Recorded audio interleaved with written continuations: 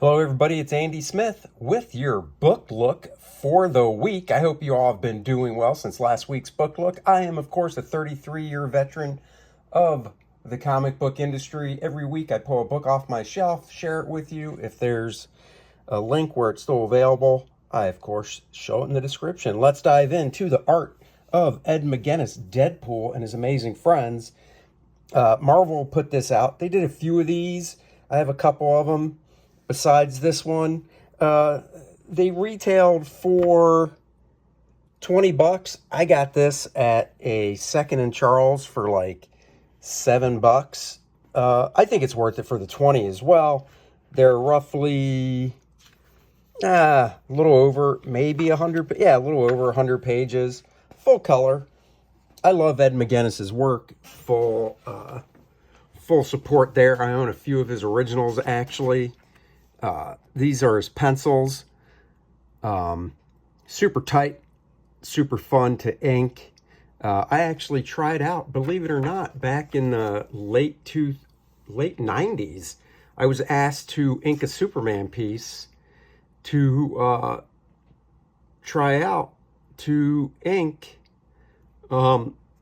Ed's Superman work at DC. Who got the gig? Was it John Dell? I'm blanking on who actually got the gig, but well deserved. I mean, at the time, I was known mostly as a penciler, and you know, it went to somebody obviously known as an inker, which I totally understand. Of course, it started in the 90s. Ed really kicked it up with his work on the first Deadpool series. Very fun stuff. Gotta love it. This is from '96. Comic accurate costume. I loved his work. I still do. Very kind of manga looking influence, blocky, chunky, strong looking stuff. Great pinup type stuff like this, which doesn't bother me in the least. I think it's cool. Comics is a visual medium. I love his thick, stocky Deadpool. I did an issue of X-Force where I drew him kind of this way in it. He was in like one scene. And then, of course, next year, Red Hulk will be introduced into the MCU, and Ed gets credit for that as well. Hopefully he gets a paycheck, too. That would be nice. So these books kind of chronologically go through the artist's work, obviously just at Marvel. Asad Ribic is another guy. I think I have his laying around here somewhere. I think I might have already done a book look on it. Once again, I love seeing pencils and then going over and seeing the inks. Do they give credit? It doesn't say who inked it. I'm looking at it trying to guess, but I don't even want to hazard a guess because I'm not sure.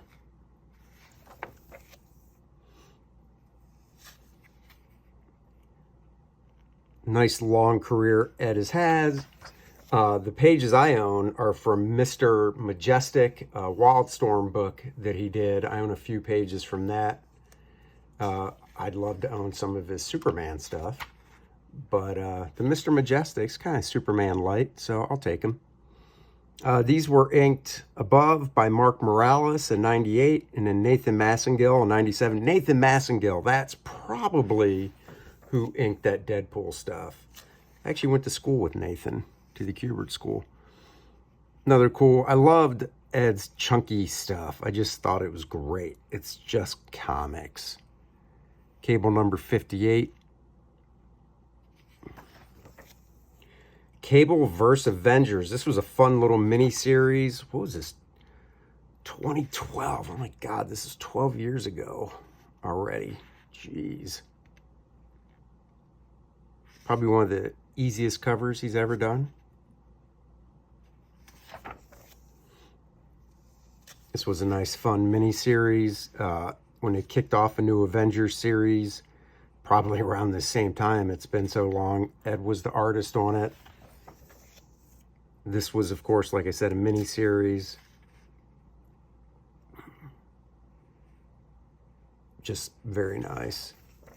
I like, you know, if you going back to the early Deadpool stuff, that was simpler, flatter color. I like that. I do like this, as long as it's not overly worked up. Maury Hallowell colored this, worked with him at CrossGen. Maury's a great colorist. Doesn't go overboard.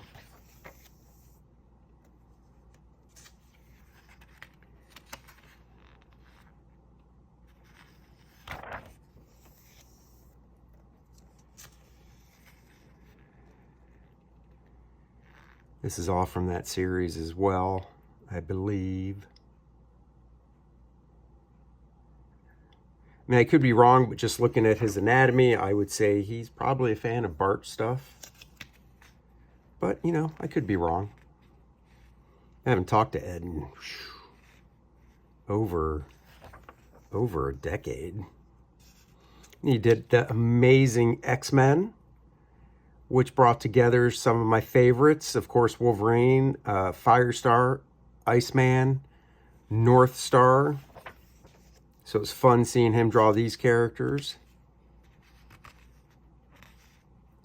I would love to see Ed do a creator-owned book at some point. Nice 2-page spread right there.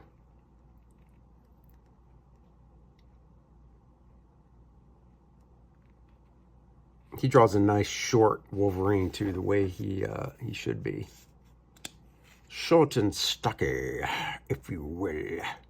He would do a great job. If they did a book, Spider-Man and His Amazing Friends, with Firestar, Iceman, and of course Spider-Man, I think Ed would be perfect for something like that.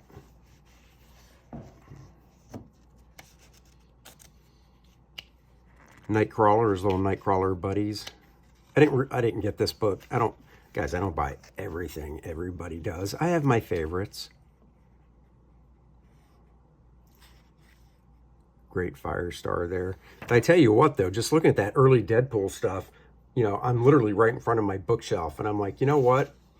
I should pull out that Deadpool trade paperback I have and read those first few issues again that Ed did. That was great stuff. Now this, who colored this? Let's see. Hopefully it says. Oh, colors unknown. Seriously? This, to me, is how Ed's stuff should be colored. Nothing against Maury. I think everybody that's done coloring in here is really nice. But for Ed's style, I think this is the style that works best. It's like an animation style. You know, it has some fades, but everything's more subtle. Really lets the art shine through. This did come out cool. Dave Stewart doing basically a painted job over Ed's work, homaging the famous Jim Lee cover. Jason Keith, fantastic colors. Once again, nice and more simple right there. What is this from? Wolverine number 50. Hulk vs. Wolverine, yeah. This I think I do own.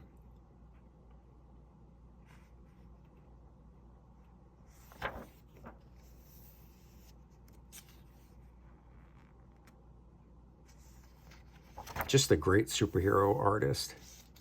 Is that actually by Ed? Wow. Even though I've had this book for a while and I've looked through it before, that piece I don't remember.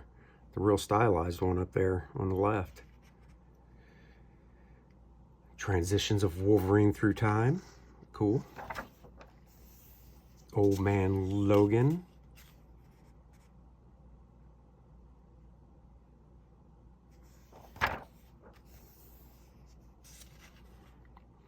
Of course, the classic X-Men.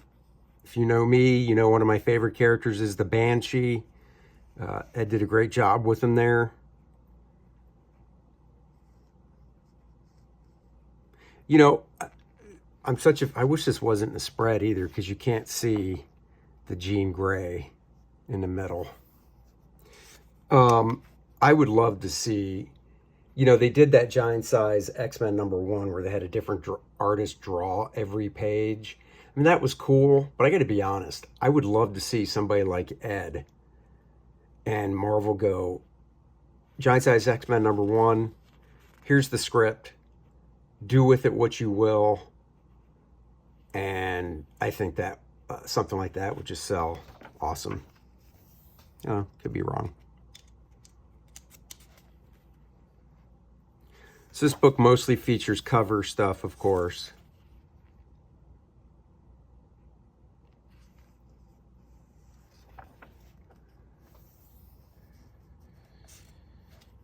Oh, little Wolverine. You can barely see him as he's being attacked.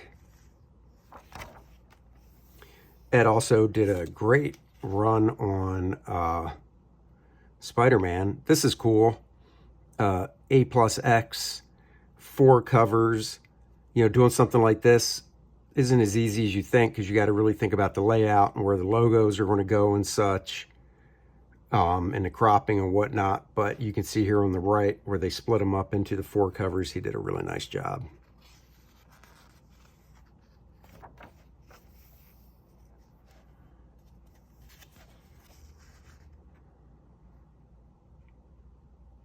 Very nice.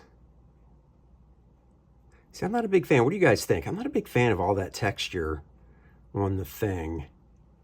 I don't know. Of course, Red Hulk, as we were talking about. Hopefully the MCU gets back on their feet after Deadpool Wolverine, even though, you know, the Brave New World Captain America has been filmed for a while. Hopefully the tonality of it is back to the good stuff that we all love.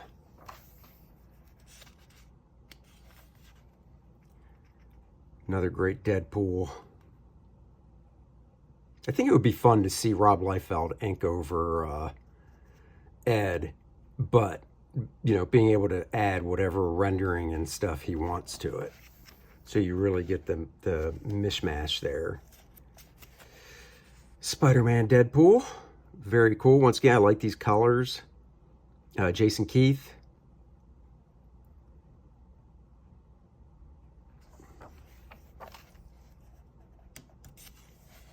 Character sketches up top. I don't know if they were for a figure or something, but it's cool. Really get to see Deadpool's costume turn around and everything. That's nice.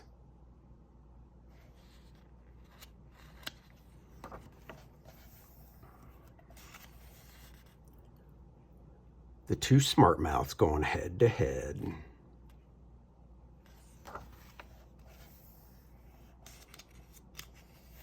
So, you know, you look, I like this book because you look at the very early stuff by Ed and you look at this stuff and you can still see, you can just see the growth in Ed's work, but you can still see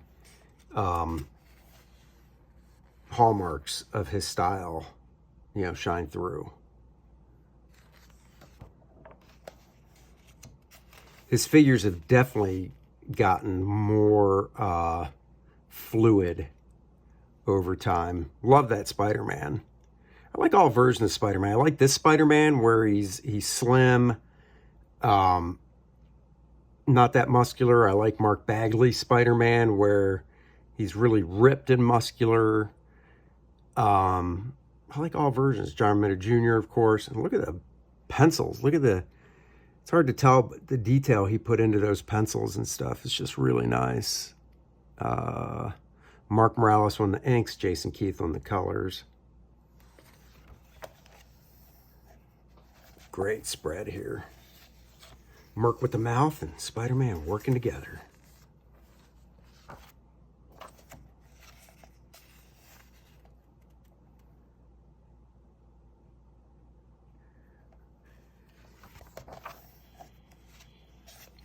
That's great. Great body language and stuff there.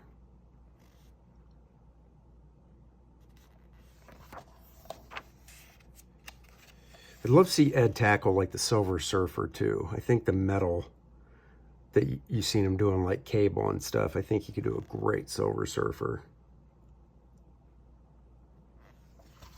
I like his Spider-Man. The webs are farther apart, kind of like the classic John Romita Sr. Spider-Man stuff.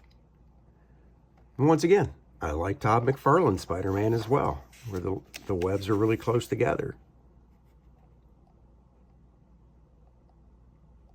That's just awesome. Great movement. Everything's very fluid. Great manga feel to it. Ed is definitely one of those guys, great, unique style. You know, when he came onto the scene with his work, it had some of that manga influence, but you didn't just go, oh, he's copying this guy. So, very nice. And we end with pencils to one of the covers that we saw in it. Those pencils are just so tight.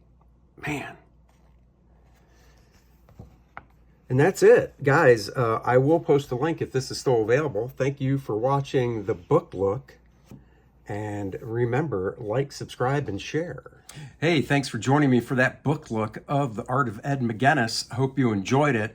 Next week's book look is going to be an old school art illustration and technique book I picked up a while ago. Art and illustration techniques. There's over 25 examples in here. If you're an old school illustration fan like I am, stuff from like the 60s, 70s, so forth, you're going to dig this book. There's full color stuff in here. Just the techniques when it comes to marker work that he's doing is awesome. So join me next week for this. And of course, go check out KOR-DRATH, The Awakening, 64 pages of barbarian ball-busting action. KOR-DRATH and Adriana are back to fight for their homeland, the Shattered Reach. The evil Vordoom is looking to gain all the artifacts with his I guess, crew of the Necronite and Lilneth to help him out in his quest, because he wants to destroy and own everything. Go check it out. It's live on Indiegogo. And also, KOR-DRATH, A Christmas Miracle, the lighter side of KOR-DRATH, if you will, drawn in a simpler style from when I did kids' books about a decade ago using DC characters. KOR-DRATH, A Christmas Miracle is a sweet little tale for children about KOR-DRATH on Christmas Eve with Adriana. She gives him a gift, and he's like, oh, I just realized I have to go do something for a friend of mine. I'll be right back. But really, he has to go get her a gift because he forgot. Will he find her the right gift by Christmas Day? Find out in KOR-DRATH, A Christmas Miracle. It is a children's book. There's a coloring and activity book that you can get, and we're doing an adult version of it as well, where we swapped out some pages. Same story, we just swapped out pages and put in the blood and guts that people that like KOR-DRATH, The Reckoning came to enjoy. Thank you. Like, subscribe, and share. We'll talk to you guys next week. Bye-bye, everybody.